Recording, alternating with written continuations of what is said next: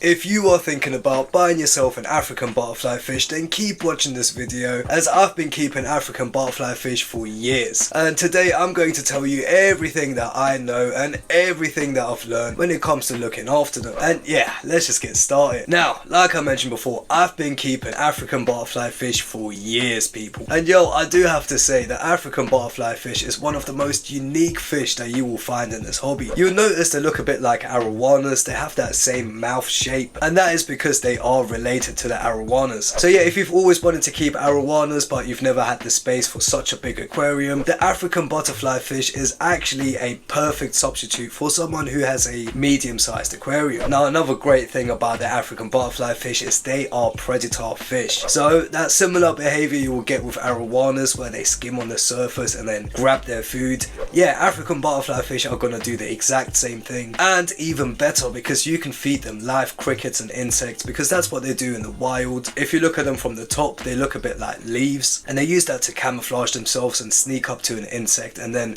strike it when it least expects it. And yo, having those in an aquarium is just so amazing to see, and it really lets you see another unique side of the aquatic world. But yeah, anyway, let's start getting into some specifics, and the first thing I want to talk about is the aquarium setup. Now, for an African butterfly fish, you want to get a minimum 100 litre aquarium, which is 26 US gallons, and you should be able to keep at least 2 to 3 African butterfly fish in there. Now, one very important thing when setting up your aquarium is make sure you have a tight fitting lid, and also make sure that you block off any escape holes. African butterfly fish are technically flying fish, and any small gap that they find, they will actually jump out. People, honestly, if there's anything you listen to in this care guide, make sure you listen to this, because my first African butterfly fish, I actually lost them like that. I was doing a water change and I left the lid open, and I went downstairs to do something, and I must have been gone for about 10 minutes or so. And yeah, in that short time, when I came back upstairs, I found the African butterfly fish on the floor. He used the opportunity to jump out, and yeah, by that time it was already a little bit dried. I did try to put it back into the water, but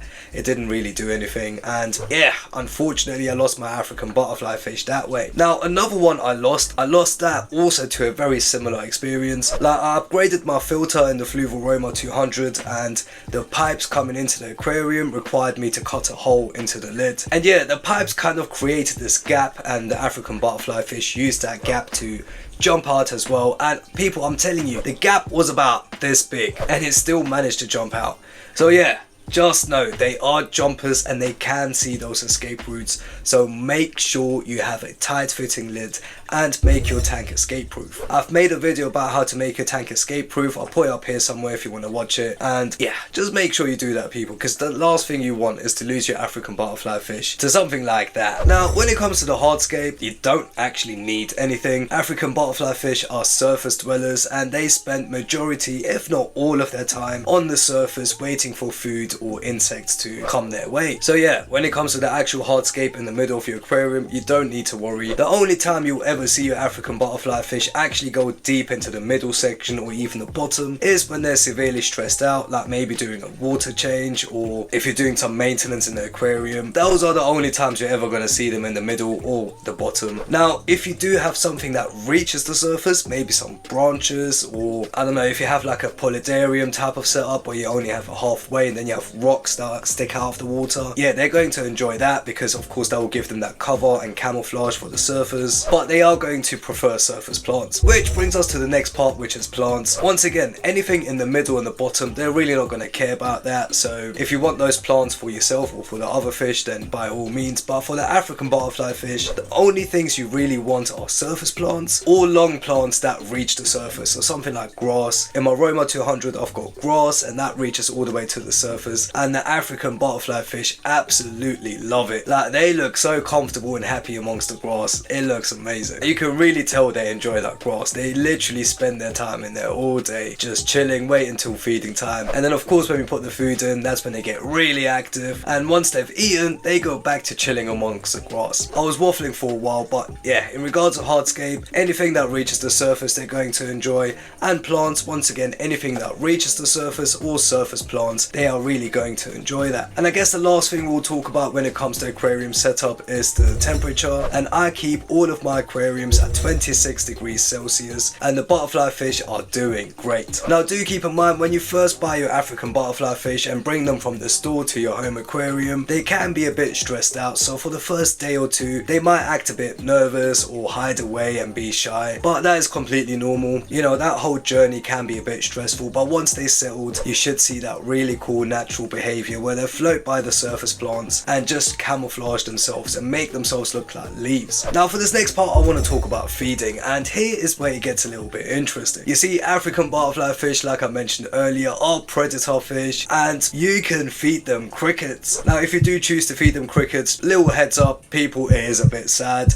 You kind of got to pick up the crickets with tongs and then you put them into the water, and you can really see them struggling in the water, and all of that water movement of course alerts the African butterfly fish. They swim over and they grab the cricket, and yeah, it is really cool behavior to see, but at the same time it can be a bit sad. Now if crickets and insects do make you feel a bit uncomfortable, don't worry guys, you can get African butterfly fish to eat flake food as well. Mine eat all of the flake food that I put in. I put in Tetra multicolor crisp and Prima granules, and they seem to love them. And you can also get bug based food like bug bites or something like that, which once again they will absolutely enjoy, so you don't have to actually feed them live crickets or anything like that. But if you want to see some really cool natural predator behavior, then I would highly recommend at least trying it out. Now I guess one important thing I should mention is keep in mind that your butterfly fish might not eat straight away. If it's still a bit stressed out from the journey, it might reject crickets or even the dry food, so just give it some time. Every animal is different. Mine took about a day or two before they started eating,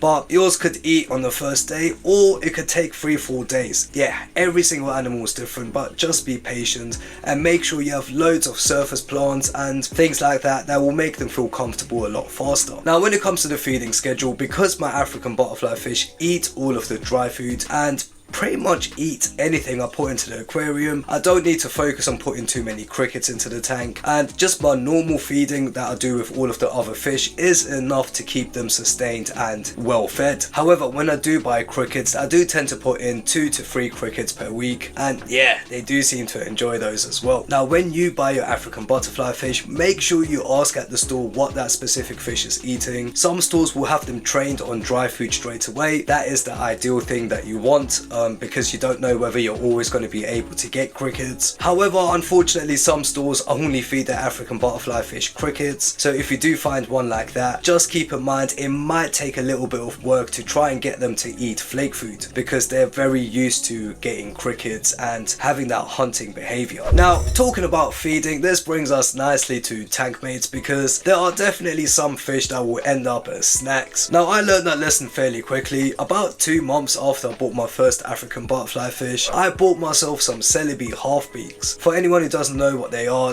these small surface dwelling fish that look a bit like mini barracudas, and they are so cool and amazing, and I bought about 5 of them to put them in my Fluval Roma 200. I thought they were going to be perfectly fine and happy in there, and yeah, my African butterfly fish went after them immediately. Like, she went after them so fast I didn't even have time to take any footage. But yeah, that's when I realized that I can't really put in any other surface dwelling fish, because it does look like African butterfly fish are quite territorial when it comes to the surface. However, every single other fish that I've put in my Fluval Roma 200 has been perfectly fine with my African butterfly fish. That includes my rainbow fish, my Congo tetras, all of my eels like my moray eel, my fire eel, my rope fish, my ghost knife, my snakehead.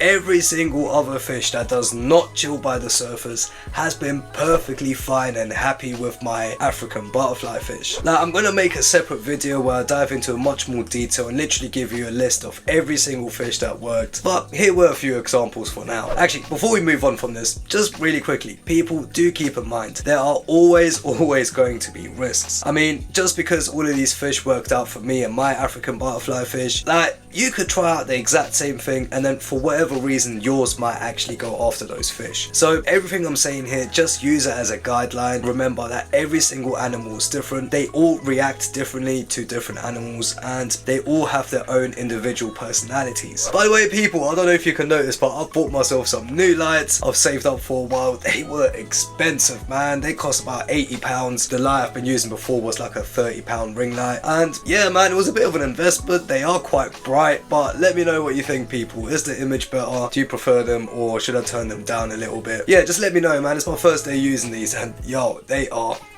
raw. But anyway, back to the video. Now let's talk about lifespan and size. And the African butterfly fish can live for up to 6 years. If you're lucky, it might even survive for a bit longer, but on average you're looking at about 6 years. In regards of maximum size, they do grow to apparently 6 inches. Now when it comes to whether you should keep them in a group or alone, it looks like both work out. I've kept African butterfly fish by themselves and they were perfectly happy and eating and all of that. However, I've also had them in groups. The biggest group I've had is a group of 3, and they were also perfectly happy together. There was no aggression, no fighting or anything like that. Now for the next point is the question of whether they're active or passive fish, and that's where it gets really interesting people, because 99% of the time these fish, they're only going to chill in one spot at the surface, and essentially most people may say that they are quite boring fish. Now do keep in mind that during feeding, oh wow, they are so cool to watch, especially when you're using things like crickets and you have that cricket there struggling in the water and you get the butterfly fish coming and grabbing it. It's a really cool 10 seconds or so when it goes into its predator mode. However, after that they go straight back to becoming a leaf and just chilling by the surface plants.